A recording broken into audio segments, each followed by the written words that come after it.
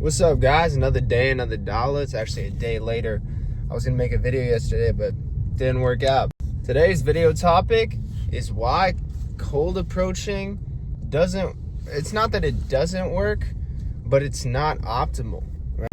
And it's specifically not optimal, not for finding hookups or whatever the fuck you're looking for. This account is not for finding, girls to just have meaningless sex with. We're not on that wave anymore. You know what I'm saying? This channel has evolved.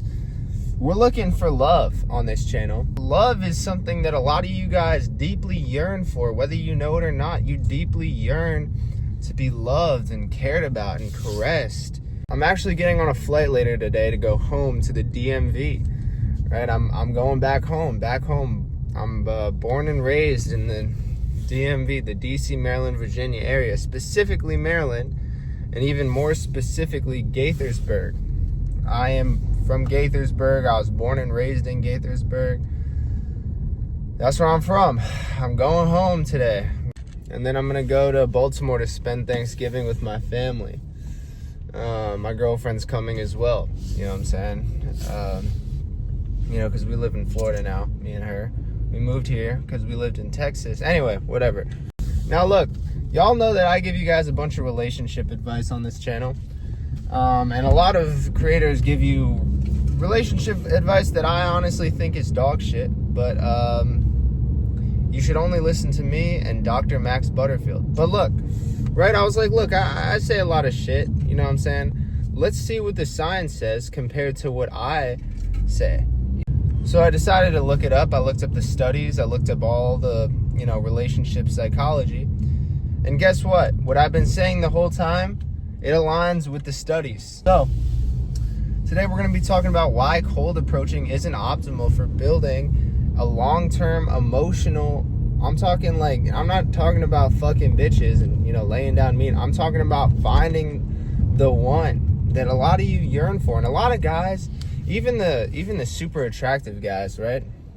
Because I know a lot of people are like, oh, I don't get any sex because I'm ugly. Even the super attractive guys that have endless meaningless sex, they have this void in their heart because they hook up a lot with random girls. They don't have what they miss? You know what they lack? The love, the connection. Now, this video is not saying that cold approaching doesn't work at all, because it does, right? But there's a couple barriers to entry. One, usually you have to be extremely attractive or, extremely charismatic, because you have really a 5-second window.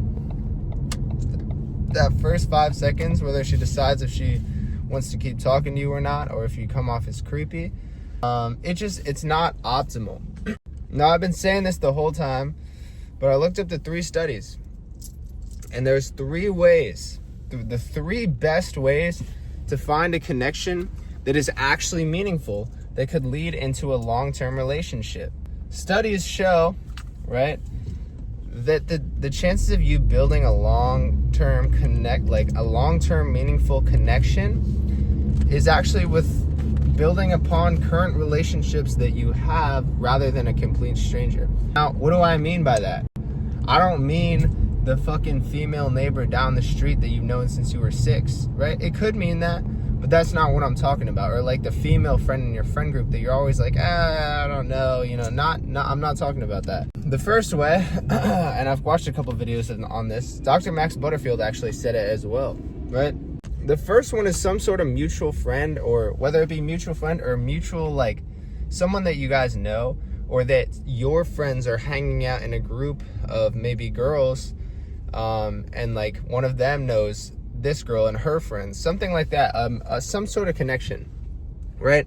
This could be between, coworkers. Maybe you're hanging out with your coworkers and they're like, oh, I'm bringing these girls I know, right? Or you're hanging out with a friend and your friend's like, oh, I know this girl that would maybe be good for you, you know what I'm saying? That mutual connection, that's the first one. And that's why I said before, I think having a lot of friends, make friends, you know what I'm saying? And making homies is different than pulling girls. If you, I get having a hard time pulling girls because they'll always be like, oh, it's because I don't look good.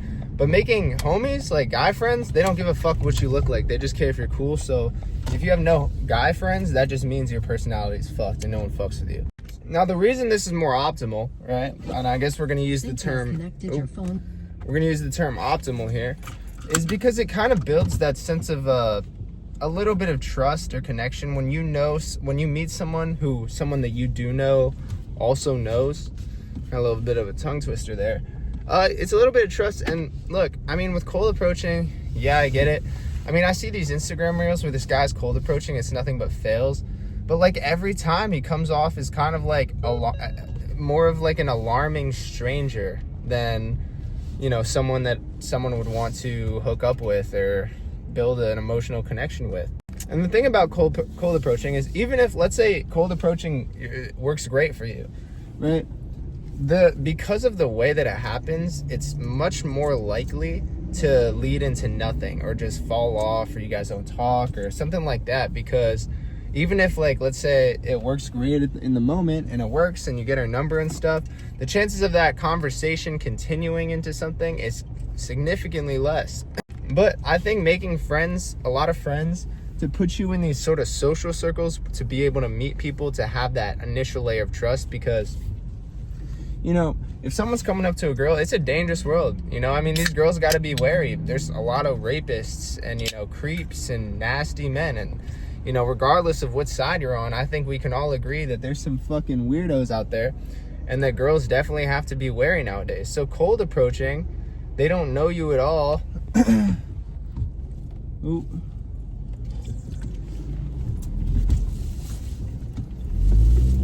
There's this initial layer of, like, not worry, but it's just when doing it through friends or a mutual friend, it does give a layer of trust, which is important, right? But the first step for that to work is you have to make friends. You have to make friends, maybe someone who can introduce you. And you can make friends anywhere, work, school, you know what I'm saying?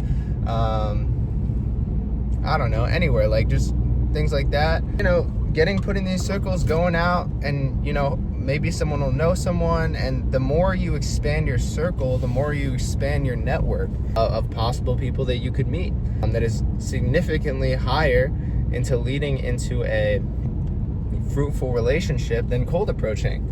Now, the second one is also, you know, builds upon the same, like, building relationships. It kind of, you know, helps with that trust factor, is meeting them in circles that you're already in, as in, like, in the environments you're already in, such as school or work. School or work is shown to have high yielding success, specifically school. And when I say school, I don't mean high school. We're talking about more adult, mature relationships. And, you know, you can't really, and, you know, I say college too, but even in college, like, you know, maybe the upper years, you know, about to go into the adulthood, it's not really a mature relationship yet, I guess. But when we're talking about mature relationships, we're talking about, you know, college or work. And I will say this about college, like, people can say whatever they want about college, but you meet so many people.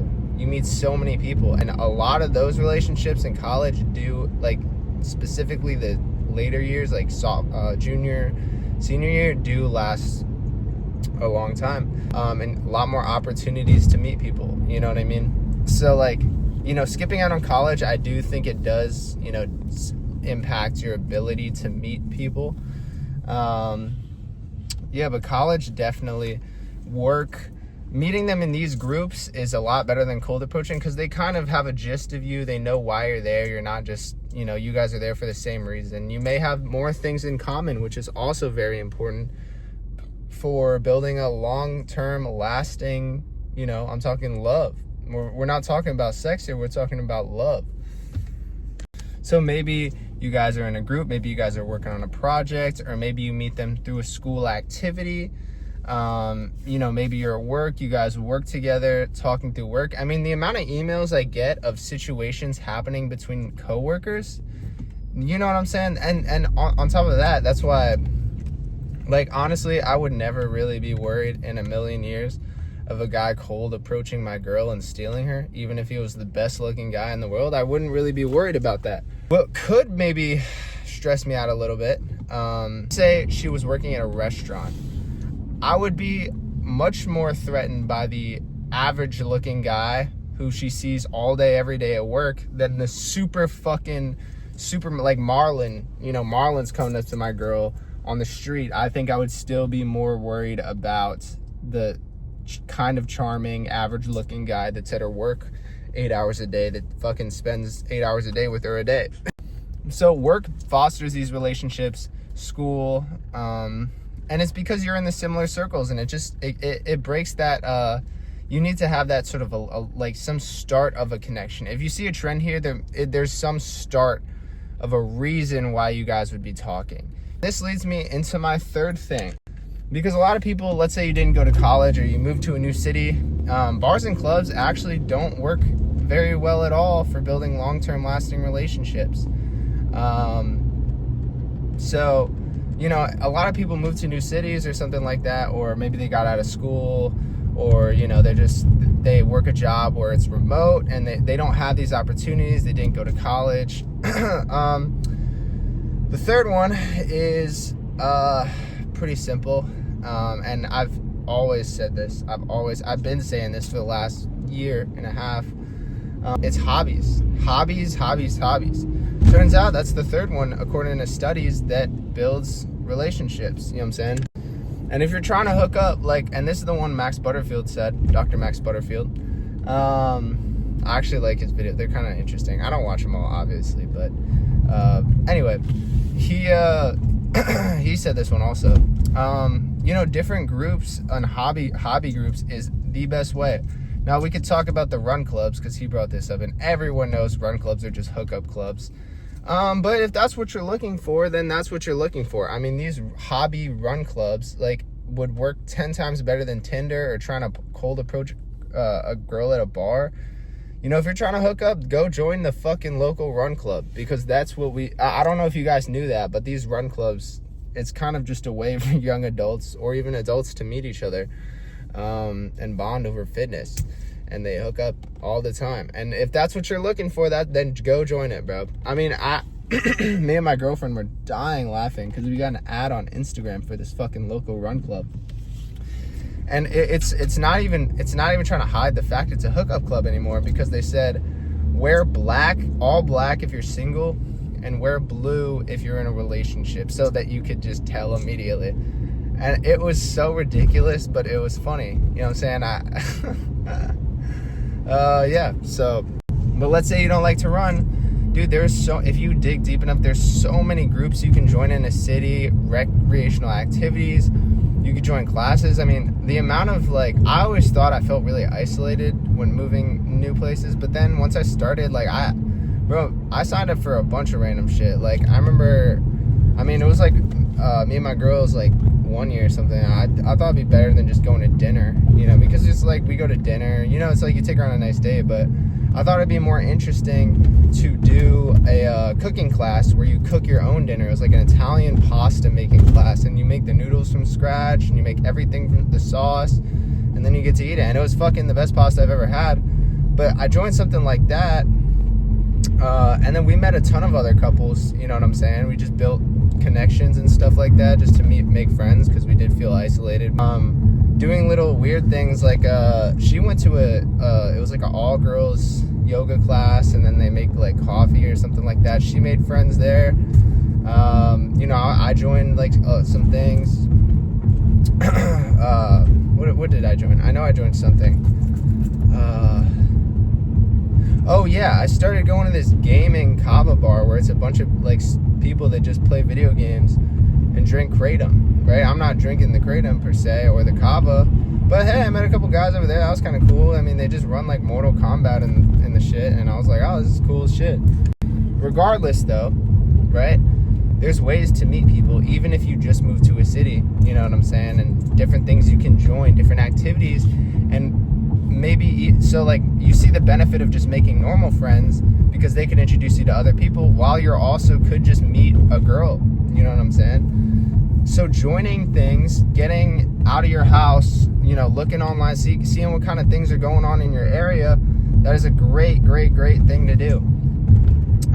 And yeah, those are the 3 ways, honestly, that are way better than going to bars and clubs and nightlife, or cold approaching women. And these ways are actually, you know, built on a foundation of like maybe being able to have a really long-term relationship, and you're looking for the right type of girl that's not like it, you, because a lot of people have problems with girls nowadays. The girls you'll meet in these types of things are going to be different than the girl you're going to meet at 2 a.m. outside the bar, you know, if that's your issue. But if you like the girls 2 a.m. outside the bar, then, you know, go to the fucking bar.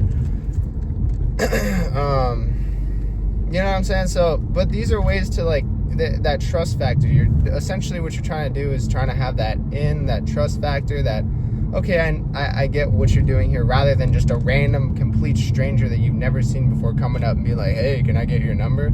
Everyone's gonna say fucking no. I mean, especially if you're a paranoid. I'm a paranoid person, you know. I mean, I don't know. But if you're looking to get a girlfriend, those are the ways to do it. And there's probably other ways as well, but just the common theme is having that, you know, similar environment, similar hobbies, similar friends, same connection, same reason for being in whatever circles you're in. So yeah, that's it for today's video. I'm going home. And NIMDA showcase was fucking awesome. I've been listening to it on repeat until I get tired of it. And yeah, man, so that was today's video, and I will catch you guys in the next one. Code Horsemeet on Civil Regime and Iron CRUE. Horsemeet.shop. I hope everyone has a great Thanksgiving, and I will catch you guys in the next one. Peace.